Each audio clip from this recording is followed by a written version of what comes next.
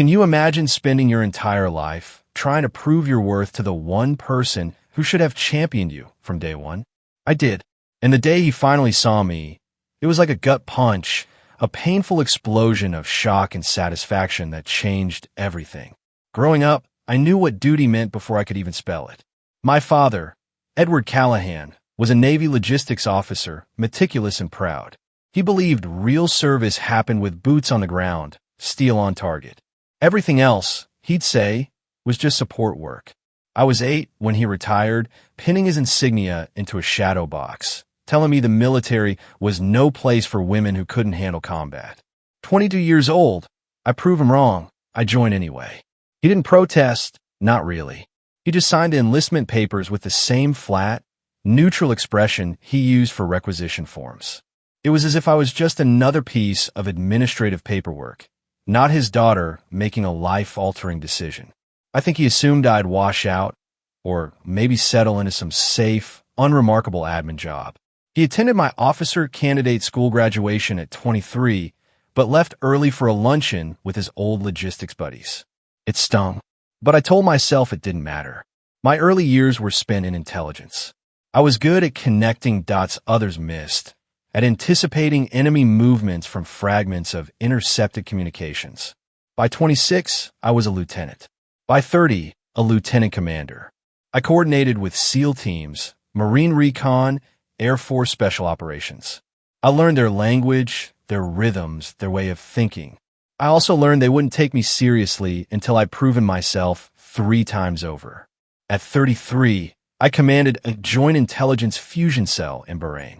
Desk work in the desert. My father called it over the phone, the sound of a baseball game blaring in the background. I didn't correct him. I didn't tell him my desk work involved coordinating real-time intelligence for strike packages hitting high-value targets across 2 theaters. I didn't mention the nights I spent awake tracking assets in hostile territory, or the commendation I received when one of my assessments prevented a massacre. He wouldn't have understood, or maybe he would have, and that was somehow worse. By 37, I was a commander in 05. I wasn't just analyzing threats anymore.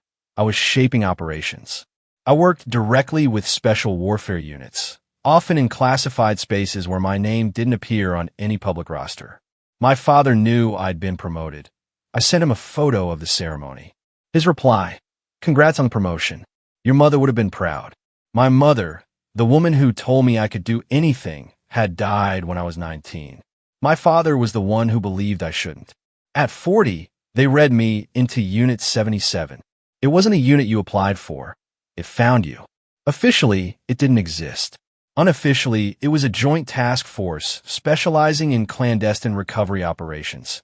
Hostages, downed pilots, captured intelligence assets. We pulled people out of places no one else could reach. I started as the executive officer. My 2-star commander told me I had a rare combination of operational intuition and bureaucratic patience. "You know how to fight and how to wait," he said. "That's what this job takes." 18 months later, when he retired, I took command. At 41, I was promoted to captain in 06. It's the rank that separates career officers from those destined for flag rank. My father didn't attend the ceremony. "Doctor's appointment," he said. "Can't reschedule." I didn't push. Captain Lopez, my second in command, stood in as my guest. Afterward, she asked if I was okay. I told her I was. I think I even believed it. I spent the next 2 years running operations across 3 continents, making decisions that saved lives and decisions that cost them. I slept 4 hours a night and lived out of a secure facility that smelled like recycled air and bad coffee. My father called twice in that span. Once to ask if I could help his neighbor's son get into the Naval Academy. I couldn't. The other time, he called to tell me about a reunion he'd attended. Someone's son had just made SEAL Team 6. "Now that's a real accomplishment," he said. I told him I had a briefing in 10 minutes and hung up. It wasn't a lie. At 43, I was promoted to Rear Admiral, lower half, in 07. It came with a ceremony at the Pentagon, new responsibilities, and a speech from the Deputy Chief of Naval Operations. My father sent flowers. The card read, "Congratulations on your promotion. Still can't believe they let you get this far." I kept that card in my desk drawer for 2 weeks before I threw it away. 6 months later, I was promoted again, Rear Admiral Upper Half, in '08, a rank fewer than 1% of officers ever see. At 44, I was the youngest woman to hold the position in Naval Special Warfare Command. Unit 77 was still mine, though my role had shifted to strategic oversight. More briefing rooms, less direct action. It was necessary work, but not the work my father understood. He still called me once a month. The conversations were short, surface level. He'd ask how I was doing. I'd say fine. He'd tell me about his garden or his poker nights. He never asked about my work. I never offered. It became a rhythm, a script we followed because neither of us knew how to break it. I told myself it was enough. I told myself I didn't need his approval. But every time I hung up, I felt the same hollow ache I'd felt at 23, standing in my dress whites while he left early for a luncheon. I sent him money when his pension didn't stretch far enough. I arranged for a contractor to fix his roof after a storm. I made sure he had everything he needed, even though he never asked. It was easier than confronting the truth. I'd spent 2 decades proving myself to a man who would never see me as more than the girl who used to organize his files. I was an admiral. I commanded one of the most elite units in the U.S. military. And to him, I was still just someone who shuffled papers. This was the backdrop when I came home on leave last spring. I hadn't been back in almost a year. I told myself it was time. I told myself maybe things would be different. I should have known better. The signs were always there. I just chose not to see them, or convince myself they didn't matter. My father had a way of diminishing things without seeming cruel. He never raised his voice. He never insulted me directly. He just made it clear, in 1,000 small ways, that what I did wasn't real service. It started when I was a lieutenant. I came home for Thanksgiving, and he introduced me to his poker group as my daughter, the Navy girl. One of them asked what I did, and before I could answer, my father interjected, intelligence analysis. Lots of computers and reports. Not exactly kicking down doors. The men laughed. I forced a smile and changed the subject. Later, when I tried to tell him about a commendation I'd received, he nodded, said, "That's nice, sweetheart," and went back to watching the game. By the time I made lieutenant commander, the pattern was set. He'd brag about other people's children, sons who were Marines, pilots, SEALs.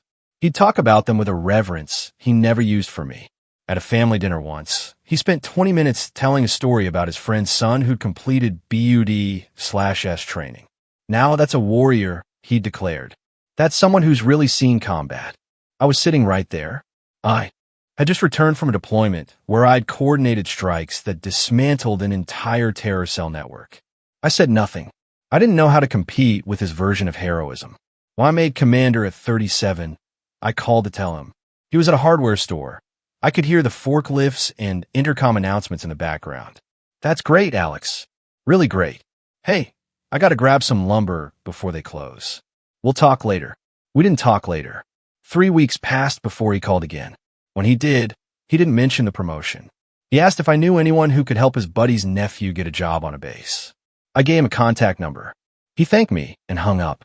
The breaking point should have come earlier, but I kept making excuses. He was old-fashioned. He didn't understand modern military structure. He came from a generation that saw women in uniform as anomalies. I rationalized his dismissals as ignorance, not malice. But the truth was simpler and harder. He didn't respect what I did because he didn't see it as real. When I was promoted to captain at 41, I invited him to the ceremony. I sent him the details 2 months in advance. I called to confirm a week before. He said he'd be there. The morning of the ceremony, he called. Doctor's appointment. Been on the books for months. Can't reschedule. I asked what it was for. Routine, he said. I didn't push. I told him it was fine. Captain Lopez stood beside me during the pinning. Afterward, she asked if I wanted to get a drink. I said no. I went back to my quarters and stared at the wall for an hour. My father called 2 days later to ask how it went. I gave him a brief summary. He said, "Well, you've always been good at the administrative side of things. That's a valuable skill." I felt something crack inside me, some small piece of hope I didn't know I was still holding. I thanked him and ended the call. I didn't cry. I'd stopped crying over him years ago. The comments continued. Every visit, every phone call. There was some subtle jab disguised as humor or observation. Our little clerk's probably organizing supply chains, he'd say to his friends. Or, Alex does all the behind-the-scenes stuff. Real important work, even if it's not glamorous. He said it with affection, like he was proud of me for knowing my place. I'd smile and nod. What else could I do? Tell him I'd been in firefights? That I'd made calls that put lives on the line? That I'd earned my rank through decisions most people couldn't fathom? He wouldn't have believed me. Or worse, he would have, and it still wouldn't have mattered. By the time I made Rear Admiral lower half, I'd stopped expecting anything from him.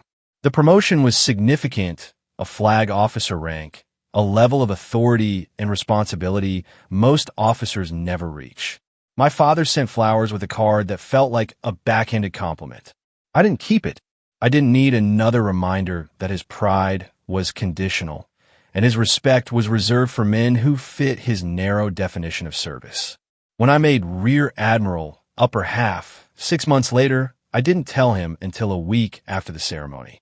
He sounded surprised when I called. Another promotion? They're really moving you up fast. I told him it wasn't fast. It was 22 years of work. He said, well, you always were good at climbing the ladder. Your mother had that same ambition. It wasn't a compliment. It was a dismissal. I let it go. I always let it go. The last conversation before I came home was brief. I called to let him know I'd be on leave and wanted to visit. He sounded pleased. That'd be great, Alex. I'm having a few of the guys over for a barbecue. You should come. It'll be good to see you. I asked who'd be there. He rattled off names. Old Navy buddies, a couple of guys from his logistics days. And Jacob Rains, a SEAL commander he'd stayed in touch with. Jake's a hell of an operator, my father said. You'll like him. Real war fighter. I said I'd be there. I hung up and stared at my phone, wondering why I kept doing this to myself. I drove 6 hours to reach my father's house. The route was familiar. Interstate 95 through Virginia, cutting west toward the Blue Ridge foothills where he'd retired 15 years ago. The house was small, a single-story ranch with a carport and a yard that needed mowing. I arrived just after 1,300 hours on a Saturday. The driveway was already crowded with trucks and a Jeep with veteran plates. I parked on the street and sat in my car for a moment, gathering myself. I was in dress whites. I'd come straight from a ceremony in D.C. and hadn't had time to change. I told myself it didn't matter. It was just a barbecue. My father was in the backyard when I walked around the side of the house. He was standing near a grill, beer in hand, talking to 3 men I didn't recognize. One of them was younger, maybe late 30s, with the build and bearing of someone who still ran 10 miles before breakfast. That had to be Rains. My father saw me first. He grinned and raised his beer. Our little office clerk is home, he called out, loud enough for everyone to hear. The men turned. A couple of them chuckled. A familiar, bitter twist settled in my stomach, but I forced a smile and kept walking. My father met me halfway across the yard and pulled me into a one-arm hug. Look at you, all dressed up. You come from a meeting or something? I told him I'd been at a change of command ceremony in D.C. He nodded absently, already turning back to his friends. Guys, this is my daughter, Alex. She's in the Navy. Does all the intel paperwork and coordination. Real brain work. One of the older men shook my hand. Logistics? He asked. Intelligence and special operations, I replied. He nodded, like he didn't know the difference. The younger man, Rains, stepped forward. He had sharp eyes and the kind of calm intensity you see in operators who've spent years in bad places. He extended his hand, and I shook it. Commander Rains, he said. Good to meet you, ma'am. Likewise, I said. My father clapped him on the shoulder. Jake here just got back from a rotation overseas. Can't talk about it, but let's just say he's been keeping the bad guys on their toes. Rains smiled politely, but said nothing. I liked him immediately. We moved toward the grill. My father handed me a beer, and the conversation shifted to sports, the weather, the usual safe topics men default to when they're not sure what to say. I stood at the edge of the group, half listening, trying to decide how long I needed to stay before I could make an excuse and leave. That's when Rains saw the tattoo. It was on my left forearm, just below the sleeve of my dress whites, a trident with the number 77 beneath it, small and precise. I gotten it years ago, back when Unit 77 was still new, and we were still figuring out what we were. It was a stupid decision in hindsight. Officers aren't supposed to get unit tattoos, but I was younger then, and it felt important. I kept it covered ever since, but dress whites have short sleeves. There was no hiding it. Rains was mid-sentence when he saw it. He stopped talking. His expression shifted from casual to something else. Recognition, maybe disbelief. He stared at my arm for a long moment, then looked up at my face, then back at the tattoo. Unit 77, he said quietly. It wasn't a question. I nodded. That's right. The yard went quiet. My father looked between us, confused. What's Unit 77? Rains didn't answer. He was still staring at me, and I could see the gears turning in his head. He was putting pieces together. My rank, my age, the tattoo, the fact that I'd just come from ceremony in D.C. When he finally spoke, his voice was careful, almost hesitant. Sir, he said, turning to my father, his posture straightening. Do you know who your daughter is? My father blinked. What do you mean? She's Alex. She works in intelligence. Rains shook his head slowly. He turned back to me, and I saw the exact moment he made the connection. His posture shifted. He straightened, his hands dropping to his sides. And when he spoke again, it was with the formal tone of someone addressing a superior officer. Admiral Callahan, ma'am. It's an honor. The silence that followed was absolute. My father's mouth opened slightly, but no sound came out. The other men stared, processing what they'd just heard. One of them, an older guy in a faded Marine Corps t-shirt, looked at me, then at my father, then at Rains. Admiral, he said. She's an admiral. Rains nodded. Rear Admiral, upper half, sir. She commands Unit 77. It's a joint task force for clandestine recovery operations, hostage rescue, asset extraction, high-risk intelligence missions. If you've heard about it, you shouldn't have. He looked at me again, and there was something close to awe in his expression. Ma'am, I worked with your people in Syria 2 years ago. You pulled out 6 of ours when everyone else said it was impossible. I didn't know you were. He stopped himself, shaking his head. I'm sorry. I had no idea. I didn't know what to say. I looked at my father. He was pale, his beer forgotten in his hand. He opened his mouth, closed it, opened it again. You're an admiral? He finally managed. I nodded. Since last year.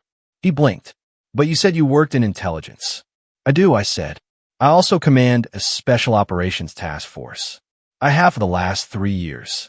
He stared at me like I was speaking a language he didn't understand.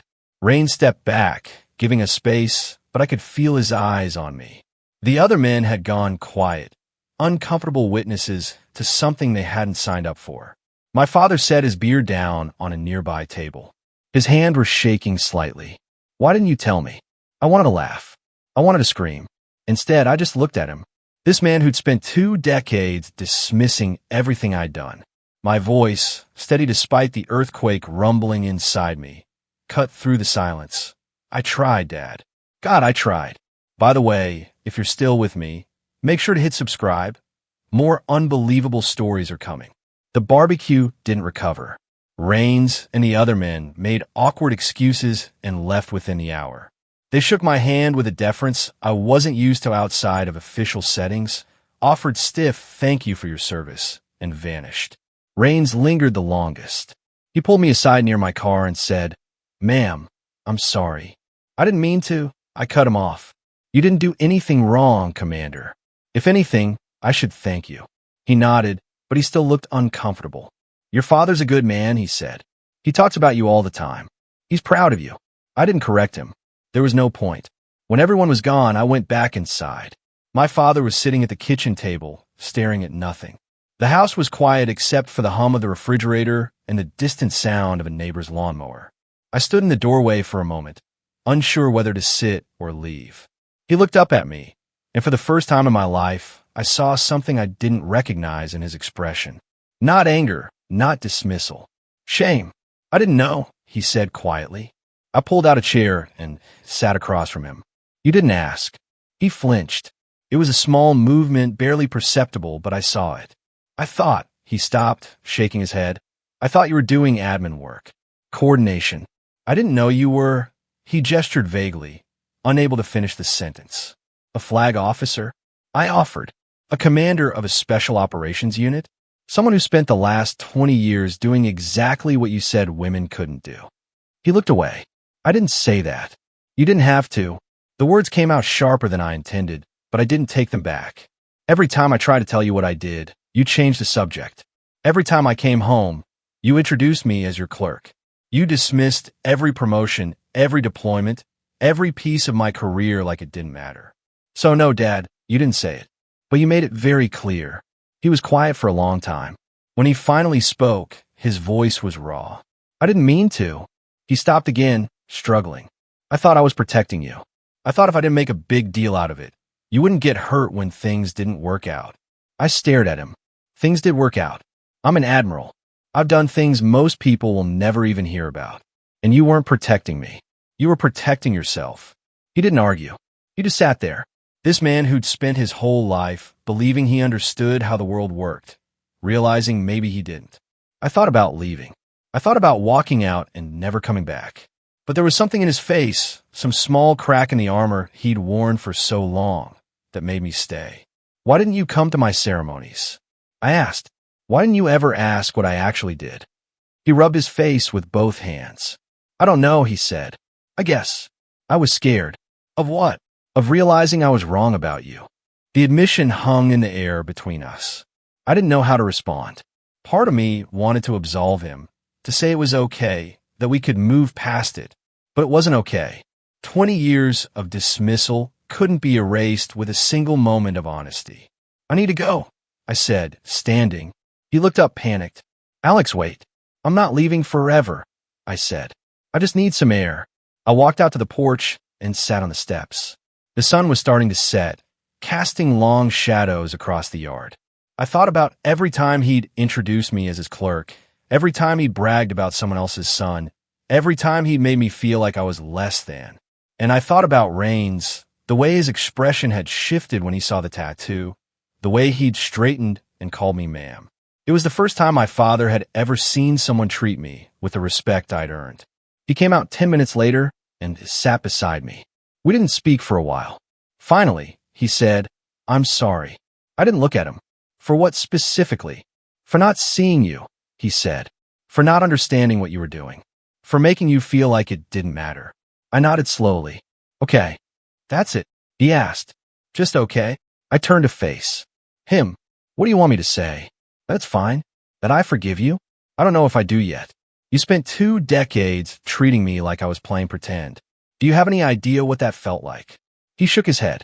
No, I don't. Then give me time, I said. Give me time to figure out if I can get past this. He nodded. We sat in silence for a while longer. Then he said, Unit 77.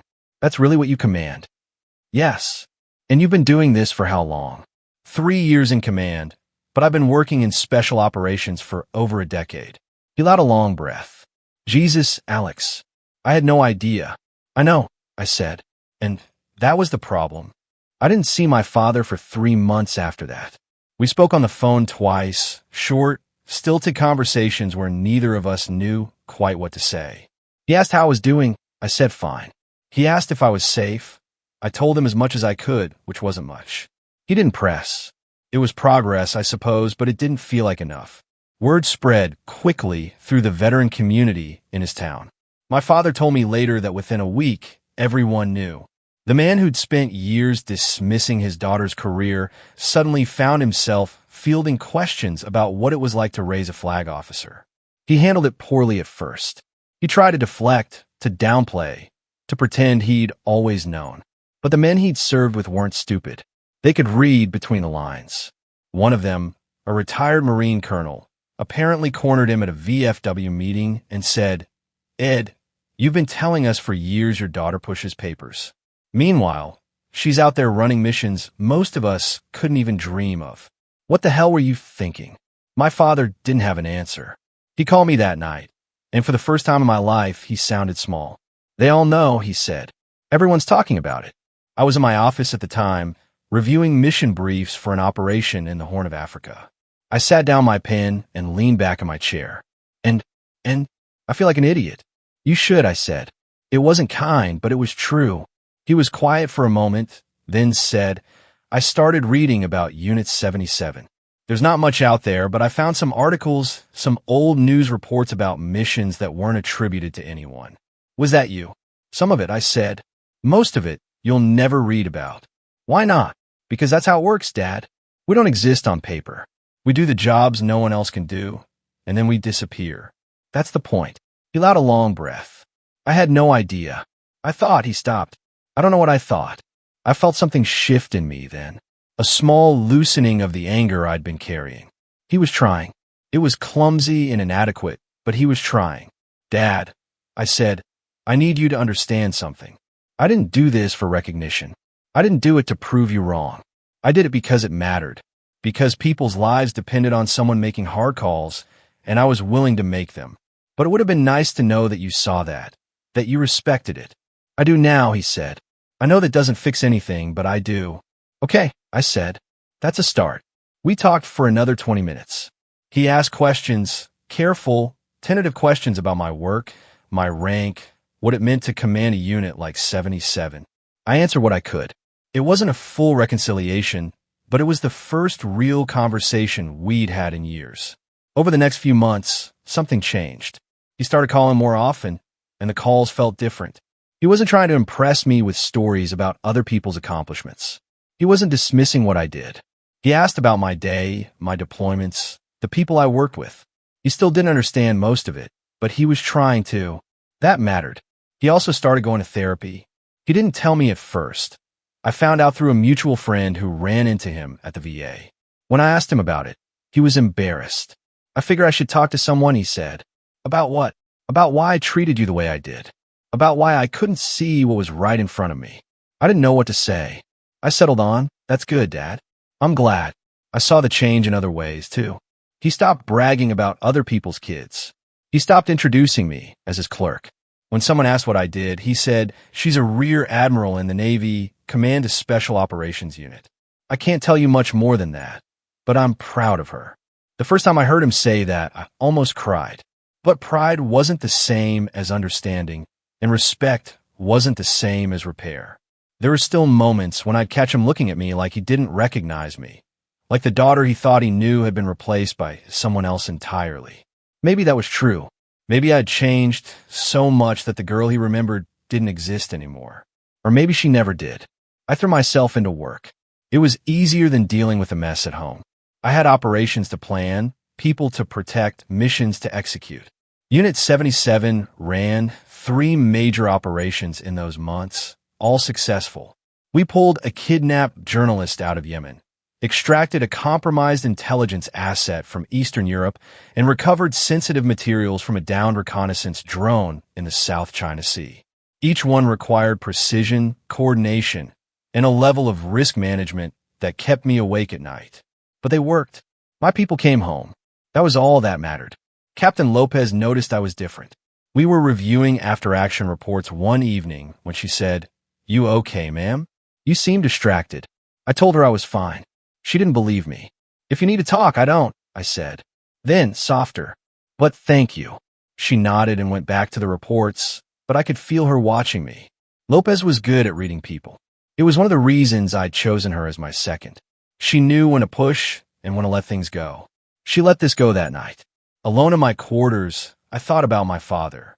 I thought about the way he looked at me on that porch, the shame in his eyes, the apology he didn't know how to give. I thought about the years I'd spent trying to earn his respect, the ways I'd bent myself into shapes I thought he'd approve of. And I thought about the fact that I'd made it to Admiral without him ever understanding what that meant. Maybe he understood now. Maybe he didn't. Either way, I'd done it. And that had to be enough. The invitation came in late autumn. A formal request from Naval Special Warfare Command for me to attend a change of command ceremony in San Diego. I was handing over Unit 77 to my successor, Captain Elena Park, a brilliant officer I'd mentored for the past 2 years. It was time. I'd been in command for 3 years, and the toll was starting to show.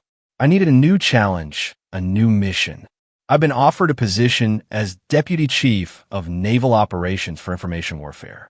It was a significant move, a desk at the Pentagon, a voice in strategic decisions that would shape the Navy for the next decade. I accepted. I called my father to tell him about the ceremony. I didn't expect him to come. San Diego was a long trip, and his health had been declining. But when I asked, he didn't hesitate. "I'll be there," he said. "I wouldn't miss it." I told him he didn't have to. He said, "I know, but I want to." The ceremony was scheduled for early December, a crisp Saturday morning at Naval Amphibious Base. Coronado. The sky was clear, the ocean visible in the distance. The kind of perfect California day that feels stolen from a postcard. I arrived early, dressed in service dress blues, my uniform crisp, and my ribbons aligned. The ceremony would be formal. Dignitaries, senior officers, a speech or two. I'd done this before, but never from this side. Never as the one letting go. My father arrived an hour before the ceremony started. I saw him from across the parade ground, walking slowly with a cane I didn't know he needed. He was wearing his old service dress uniform, the one he'd kept in a garment bag for the last 15 years. It fit him differently now, looser in some places, tighter in others. He looked older, smaller, but he stood straight. When he reached me, he saluted. I returned it, then pulled him into a hug. "You didn't have to wear the uniform," I said. "I wanted to," he replied. Felt right. We didn't have much time to talk before the ceremony began. I introduced him to a few of my staff, including Captain Lopez and Lieutenant Park. He shook their hands with a formality I wasn't used to seeing from him.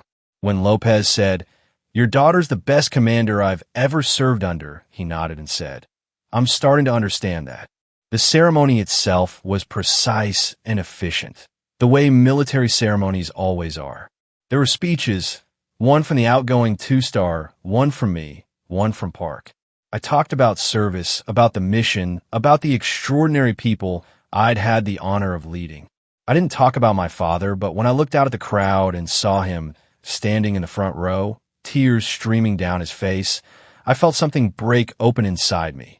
After the ceremony, after the handshakes and the photos and the obligatory small talk, my father and I found a quiet spot near the waterfront. We sat on a bench overlooking the bay, the sound of seagulls and distant boat engines filling the silence between us. He was the first to speak. I should have known Lex. It was the first time he called me that in years. My mother used to call me Lex. He'd stopped after she died. "Known what?" I asked. "Who you were. What you were capable of." I should have seen it. I looked out at the water. "Maybe, but you didn't." "I was scared," he said. "Of you. Of losing you. Of you going somewhere I couldn't follow." I turned to face him. "I've been going places you couldn't follow for 20 years, Dad. That's the job." He nodded. "I know. And I made it worse by pretending I didn't see it. By acting like what you did didn't matter. I thought if I didn't take it seriously, it wouldn't be real. And if it wasn't real, you'd be safe." "But I wasn't safe," I said. "I was in danger. I've been in danger my entire career. And you never acknowledged it because you couldn't handle it." "You're right," he said. "And I'm sorry." We sat in silence for a while. Then he reached into his jacket and pulled out a small box. He handed it to me without a word. Inside was his Navy ring, the one he'd worn for 30 years. "What's this?" I asked. "It's yours," he said. "I should have given it to you a long time ago." "Dad, I can't." "Yes, you can," he interrupted. "You earned it. You earned it more than I ever did." I held the ring in my hand, feeling its weight. It was scratched and worn, the gold dull from decades of wear. It smelled faintly of metal and salt air. I slipped it onto my finger. It was too big, but I didn't care. "Thank you," I said. He nodded, and for a moment, I thought we might actually be okay. Not healed, not whole, but something close to understanding. "I just never thought they'd let someone like us lead a unit like that," he said quietly. I pulled the ring off and handed it back to him. He looked confused. "What?" "They didn't let me, Dad," I said. "I earned it. There's a difference." His face fell. He stared at the ring in his palm, then back at me. "I didn't mean, I know what you meant," I said. "And that's the problem. You still don't get it. This wasn't about luck or being let in. This was about proving myself every single day for 20 years. It was about being twice as good to get half the credit. It was about making decisions that would have broken most people and doing it without recognition because that's what the job required." He looked down. "I'm sorry, Alex. I don't know how to do this. I don't know how to be what you need. I needed a father who believed in me, I said. But I'll settle for one who's trying to understand. It was quiet for a long time. Then he closed his hand around the ring and said, I'm trying. I know it doesn't fix anything, but I am. I nodded. I know. We sat there until the sun began to set, painting the bay in shades of orange and pink. It wasn't forgiveness. Not yet. But it was something, a crack in the wall, a possibility. When we finally stood to leave, he offered me his arm. I took it, and we walked back toward the parking lot together, an old man in an outdated uniform and his daughter, the Admiral. Neither of us quite sure what came next, but willing to find out. The months that followed were a study in reconstruction.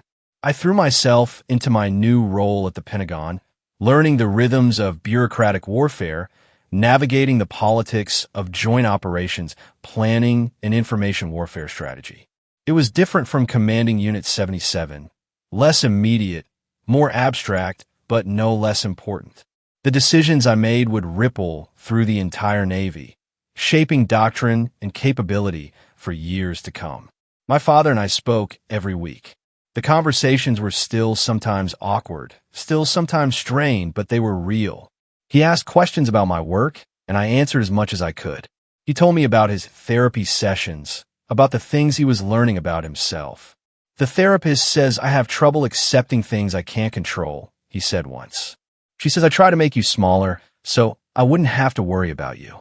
That sounds about right, I said. He laughed, a short, bitter sound. Yeah, it does. He started reading military history, books about leadership, about women in combat, about the evolution of special operations. He'd call me with questions about things he didn't understand. It says here that Admiral Grace Hopper invented computer programming languages, he said once. Did you know that? I told him I did. She was a rear admiral, he continued. Just like you. I never knew that. There have been a lot of women doing remarkable things in the military, I said. We've just been doing it quietly. Too quietly, he said. Someone should have told me. I wanted to say that I tried to tell him, that I'd spent years trying to make him see, but I let it go. He was learning. That had to be enough. In the spring, he came to visit me in Virginia. It was the first time he'd ever come to see me rather than the other way around. I picked him up from the airport, and we drove through Arlington, past the Pentagon, past the memorials and monuments that mark the capital of American military power. He stared out the window like a tourist, taking all in. You work here, he said, more to himself than to me. You actually work. Here. I do, I said. What's it like? I thought about it. Overwhelming, frustrating, rewarding. All of it at once. I showed him my office, a small space with a window overlooking the river, walls lined with commendations and photos from various commands. He stood in the doorway for a long moment, just looking. This is real, he said quietly. This is actually real. It always was, I said. He nodded. I know. I'm starting to understand that. We had dinner that night at a quiet restaurant in Alexandria. Over wine and pasta, he told me about his life, about the things he regretted, about the ways he wished he'd been different. I was a good logistics officer, he said, but I was a mediocre father. I see that now. You weren't mediocre, I said. You were absent. There's a difference. He flinched, but he didn't argue. You're right. I was. And I'm sorry. I took a sip of wine, considering my next words carefully. I used to think that if I just did enough, achieved enough, you'd finally see me. But the problem wasn't what I did. The problem was that you'd already decided who I was. And nothing I accomplished could change that. Until rains, he said. I nodded. Until rains. I hate that it took someone else telling me for me to believe it, he said. I hate that I couldn't see it on my own. So do I said. But here we are. We finished dinner in relative silence. Afterward, we walked along the Potomac, the city lights reflecting off the dark water. He moved slowly, leaning on his cane, but he insisted on walking. I need to ask you something, he said after a while. Okay. Do you think you'll ever forgive me? I didn't answer right away. I thought about all the years of dismissal, all the times he'd made me feel invisible. I thought about the girl I'd been, desperate for his approval, and the woman I'd become, who'd learned to live without it. I don't know, I said finally. Maybe, but forgiveness isn't going to erase what happened. It's not going to give me back the years I spent trying to be enough for you. I know, he said. I just needed to hear you say it. We walked in silence for a while longer. Then he said, for what it's worth, you were always enough. I was just too stupid to see it. It wasn't absolution, but it was honest. And honesty, I was learning, was its own form of repair. My father's health declined over the next year. It started with small things, shortness of breath, fatigue, a persistent cough. He kept dismissing his allergies.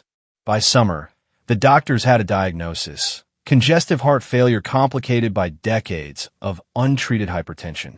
They gave him 2 years, maybe 3 if he was lucky, and followed their orders. He wasn't good at following orders. I flew home as often as I could, juggling Pentagon briefings with hospital visits, secure phone calls with bedside conversations. He hated that I was there, hated that I was seeing him weak. You've got more important things to do than babysit an old man, he'd say. I'd tell him there was nothing more important, and he'd shake his head like he didn't believe me. But he'd also talk more openly than he ever had before, about my mother, about his own father, about the ways generational trauma gets passed down like heirlooms no one wants but everyone keeps.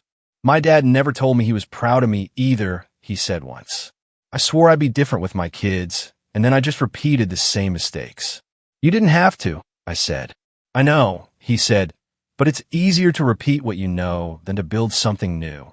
He looked at me, his eyes clearer than they'd been in days. You built something new. You broke the pattern. I had to, I said. There wasn't another option. He smiled weakly.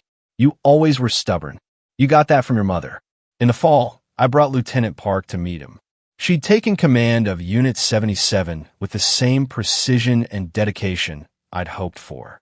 And I wanted him to see what came next, to understand that the work continued. He sat in his living room, oxygen cannula in his nose, and listened as Park told him about a recent operation. Classified details stripped away, but the shape of it clear enough. When she finished, he nodded slowly. You're doing good work, he said. Thank you, sir, Park replied. He turned to me. You trained her. I mentored her. She did the work herself. He looked between us, and I saw something like wonder in his face. This is your legacy, he said. Not just the missions. The people. I hadn't thought of it that way, but he was right. The missions would be forgotten, buried in classified archives no one would ever read. But the people, the officers I'd trained, the leaders I'd shaped, they'd carry forward. They were the legacy.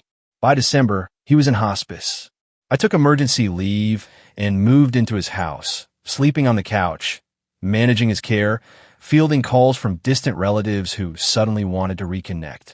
Captain Lopez handled my responsibilities at the Pentagon without complaint. Take the time you need, ma'am, she said. We got this. My father drifted in and out of consciousness those final weeks. Sometimes he'd wake and know exactly where he was, who I was. Other times, he'd call me by my mother's name or ask when he had to report for duty. I'd hold his hand and tell him he was home, that he was safe, that everything was taken care of. 3 days before he died, he had a moment of clarity. He called me over to his bed, his voice barely a whisper. Lex, I'm here, Dad. I need to tell you something. Okay, I was wrong about everything. About you. About what mattered. About what makes someone a warrior. You were braver than any of us. You walked into rooms where no one wanted you and made them give you a seat at the table. That's courage. That's real strength. I felt tears burning in my eyes. Thank you for saying that. I should have said it 20 years ago, he said. I'm sorry I didn't. I know, I said. I forgive you. He closed his eyes, and I thought he'd drifted off again, but then he squeezed my hand and said, Your mother would be so proud of you. I am too. I hope you know that. I do know, I said. He died 2 days later, on a Tuesday morning, just after dawn. I was sitting beside him reading a book when his breathing changed. I set the book down and took his hand, and I stayed there until the end. It was quiet. It was peaceful. It was nothing like the way he lived. And maybe that was a mercy. We buried him with full military honors at Arlington National Cemetery. It took some work. He hadn't served long enough to automatically qualify, and his rank wasn't high enough to guarantee a spot. But I made some calls, pulled some strings, and got him in. He would have hated that I used my position to arrange it. He also would have been secretly pleased. The funeral was small, a handful of his old Navy friends, some neighbors, a few distant relatives. Captain Lopez came, and Lieutenant Park, and Commander Rains, who'd stayed in touch after that barbecue. The Navy provided an honor guard, young sailors in dress blues, who folded the flag with mechanical precision and handed it to me with rehearsed words of gratitude for his service. I held the flag in my lap during the chaplain's remarks, feeling its weight, thinking about what it represented. Not just my father's service, but mine. Not just his legacy, but the one I was still building. When the honor guard fired the rifle salute, I didn't flinch. I'd heard worse sounds in worse places. After the service, people approached me to offer condolences. They told me he was a good man, a dedicated officer, a loyal friend. They told me he talked about me constantly in his final year, that he'd been so proud.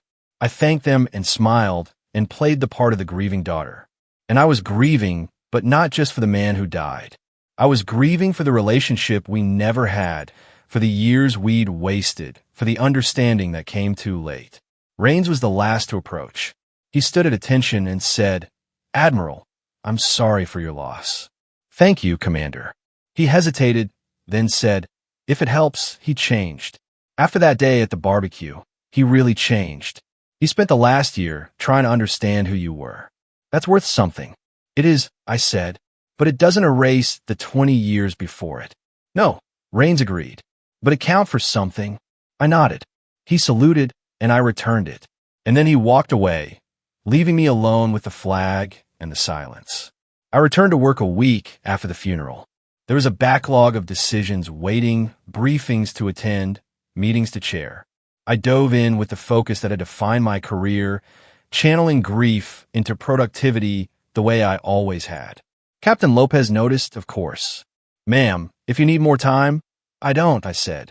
"Work is what I need right now." She didn't push, but she watched me carefully, the way a good executive officer does. And maybe she was right to worry. I was working 14-hour days, sleeping 5 hours a night, avoiding anything that required me to sit still and feel. It was unsustainable, and I knew it. But sustainable wasn't the point. Surviving was. 2 weeks after the funeral, a package arrived at my office. No return address, just my name and rank in my father's handwriting. Inside was his Navy ring, the one he tried to give me at the change of command ceremony. And beneath it, a note on yellowed paper, the ink slightly smudged. "Lex, if you're reading this, I'm gone. I'm sorry I couldn't give this to you in person, but you gave it back last time, and I understood why. I didn't earn the right to pass it to you, but I want you to have it anyway. Not because of what I did, but because of what you've done. You didn't just meet the standard. You became the standard. I wish I'd told you that more. I wish I'd seen it sooner, but I see it now. You're not my little clerk. You never were. You're Admiral Alexander Callahan, and you're everything I should have been. Carry this if you want. Leave in a drawer if you don't. Either way, know that I finally understood who you were, and I was in awe. Dad." I read the note 3 times. Then I slipped the ring onto my finger. It was still too big, but I didn't care. I wore it for the rest of the day, feeling its weight, its history, the complicated legacy it represented. When Captain Lopez noticed, she didn't say anything. She just nodded, a small gesture of understanding. That night, alone in my quarters, I thought about my father, about the man he'd been, and the man he'd tried to become, about the ways we'd hurt each other, and the small grace of his final year. He'd spent 2 decades dismissing me, and 1 year trying to make up for it. It wasn't enough. It would never be enough. But it was something. I thought about my mother, too. The woman who believed in me from the beginning, who told me I could do anything. I wish she'd lived to see what I'd become. I wish she'd been there for the promotions, the ceremonies, the moments that mattered. But maybe she had been, in some way I couldn't measure or prove. And I thought about the younger officers I'd mentored, Park, and the dozens of others who'd passed through my commands over the years. Women who'd faced the same quiet dismissals, the same subtle undermining, the same impossible standards. I tried to give them what I never had. Someone who saw them, who believed them, who cleared the path so they didn't have to fight every battle I'd fought. That was the real work, not the operations or the missions or the classified briefings. The real work was making sure the next generation didn't have to prove themselves the way I had. The real work was changing the culture. One conversation, one decision, one promotion at a time. I pulled out my phone and called Lieutenant Park. She answered on the second ring. Admiral, is everything okay? Everything's fine, I said. I just wanted to check in. How's command treating you? It's good, ma'am. Challenging, but good. That's how it should be, I said. Elena, I need you to remember something. Yes, ma'am. You belong there. You earned that command through years of hard work and dedication. Don't let anyone make you doubt that. Not your peers, not your superiors, not anyone. There was a pause, then quietly. Did someone make you doubt it, ma'am? For a long time, I said. Too long. Don't make my mistake. I won't, she said. I promise. Good. Carry on, Lieutenant. I ma'am. I hung up and sat in the silence of my quarters, feeling something like peace settle over me. My father had introduced me wrong once. He called me his little clerk, dismissed my achievements, refused to see who I'd become. But in the end, he'd seen it. In the end, he'd known. And maybe that was enough. Not forgiveness, not absolution, but acknowledgement. The recognition that I'd done something worthy, something that mattered. I'd served quietly for 20 years, and then someone had finally noticed. Not because I demanded it, but because the truth had a way of revealing itself. I looked down at my father's ring, still too big on my finger, and thought about the note he'd left. You're everything I should have been, he'd written. But he was wrong about that. I wasn't what he should have been. I was what I'd chosen to become. And that distinction mattered. 5 years later, I stood in the same Pentagon office, now as a 3-star admiral serving as Deputy Chief of Naval Operations. The responsibilities had grown. The decisions had become weightier, but the core of the work remained the same: protecting people, enabling missions, shaping the future of naval warfare. I was 50 now, with more gray in my hair and more lines around my eyes. But I was still here, still serving, still fighting for the things that mattered. Commander Park was commanding her own battle group. She'd exceeded every expectation I'd had for her, and I'd had high expectations. We spoke regularly, and every conversation reminded me why I'd chosen this path. Not for recognition or glory, but for the opportunity to build something that would outlast me. My father's ring sat in a small wooden box on my desk, next to his final note. I didn't wear it anymore. It was too loose and too impractical for the work I did, but I kept it close. Some days I'd open the box and read the note, reminding myself of how far we'd both come. Other days, I'd leave it closed, focused on the present rather than the past. The wound he'd left hadn't fully healed. I'm not sure it ever would, but it had scarred over, leaving behind a harder, wiser version of myself. I'd learned that respect couldn't be demanded, only revealed. That some apologies came through changed behavior rather than words. That legacy wasn't about the recognition you received, but about the people you lifted up. On quiet evenings, when the Pentagon emptied out and I had the office to myself, I'd think about that barbecue, about my father's joke, our little office clerk is home, and Commander Rain's response about the look on my father's face when he realized he'd been wrong. It should have felt like vindication. Instead, it felt like grief. But grief wasn't the end of the story. The end was what came after.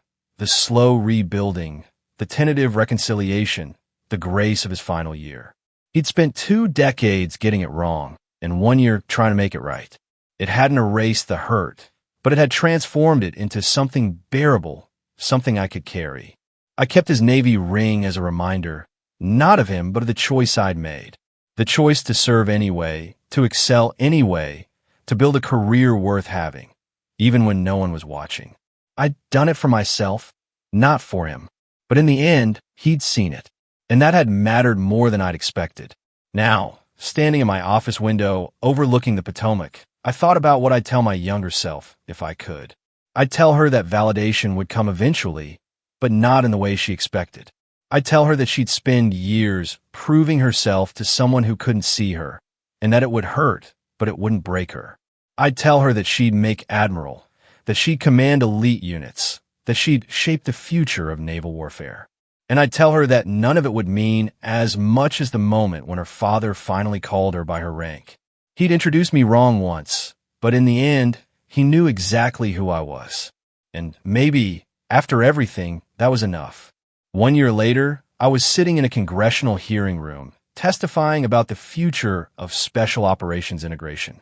The questions were pointed, the atmosphere tense, and somewhere in the back of my mind, I kept thinking my father would have been terrified by this. Not because of the stakes, he'd understood pressure, but because he never would have imagined his daughter in this chair, speaking with authority about national security strategy to people who held the nation's purse strings. The hearing wrapped at 1,600 hours. I had 30 minutes before my next meeting, so I ducked into a quiet corridor and checked my phone. There was a message from Commander Park. "Ma'am, something you should see." Below it was a link to a military blog post titled "The Invisible Admirals, Women Who Shaped Modern Naval Warfare." I clicked it. My name was there, alongside a dozen others. The article was well-researched, citing operations that had been recently declassified, missions I'd almost forgotten about. It mentioned Unit 77 by name. Apparently, some of our work had finally been cleared for public discussion. The comments section was predictably mixed. Half the responses were supportive.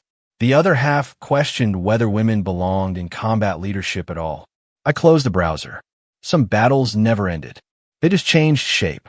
That evening, I drove out to Arlington. I hadn't been back since the funeral, and I wasn't sure why I was going now.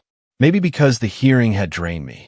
Maybe because seeing my name in print alongside special operations and classified missions made me think about how long it had taken for anyone to notice. Maybe because I was tired of carrying the weight alone. The cemetery was nearly empty at this hour. I found my father's grave easily. Section 60, Row C. A simple white headstone with his name, rank, and dates of service. Someone had left a small American flag in the ground beside it. Probably one of his old Navy buddies who still made the trip. I stood there for a long time, hands in my coat pockets, watching the sun set over the rows of white markers. I testified before Congress today. I said finally about special operations reform. They asked hard questions. I gave harder answers. I paused. You would have been proud or terrified. Maybe both. The wind picked up cold and sharp. I pulled my coat tighter. I'm wearing 3 stars now. They promoted me last month, Vice Admiral. I'm one of the youngest women to ever hold the rank.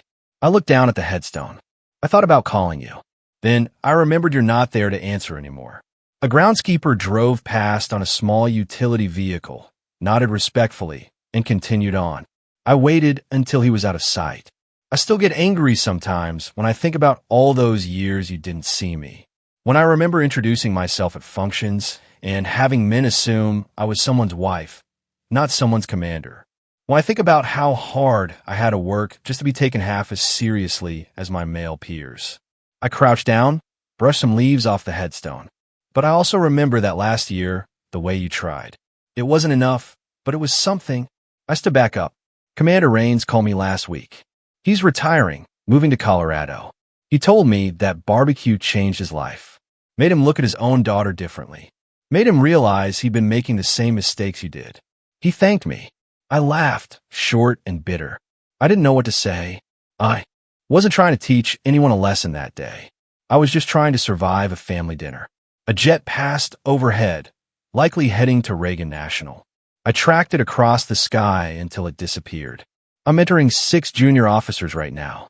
All women, all brilliant, all fighting battles they shouldn't have to fight. I'm trying to make it easier for them, trying to clear the path so they don't have to prove themselves the way I did. I paused. I think that's what you were trying to tell me at the end, that the work isn't just the missions, it's the people who come after. The sun was almost gone now. The cemetery sinking into twilight. I needed to leave soon, needed to get back to my apartment and prepare for tomorrow's briefings. But I stayed a moment longer. I forgave you, I said quietly.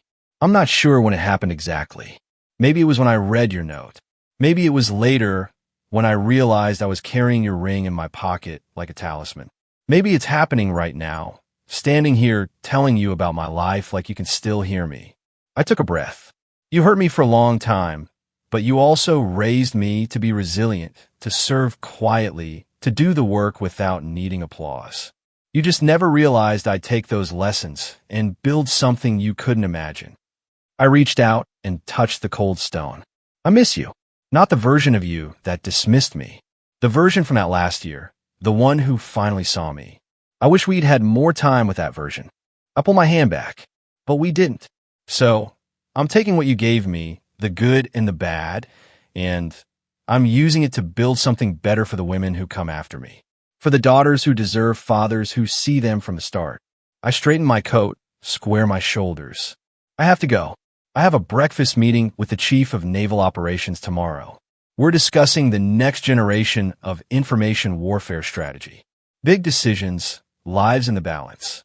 The kind of work you never thought I'd do. I smiled. But I'm doing it, and I'm doing it well. I started to walk away, then stopped and looked back. You introduced me wrong once, Dad. But I introduced myself correctly every day after, and that made all the difference. I saluted, sharp and precise. Then I turned and walked back to my car, carrying his memory and my own, a hard-won certainty that I'd earned every single step of the journey. The cemetery gates were closing as I drove out. In my rearview mirror, I could see the headstones disappearing into darkness. Row after row of service members who'd given everything they had. My father was among them now, and someday I would be too, but not yet. I still had work to do. That's how his little clerk became the Admiral he never saw coming. Have you ever had a fight to be truly seen by someone important in your life? How did you find your way through it? Tell me what you think in the comments below. I really want to know.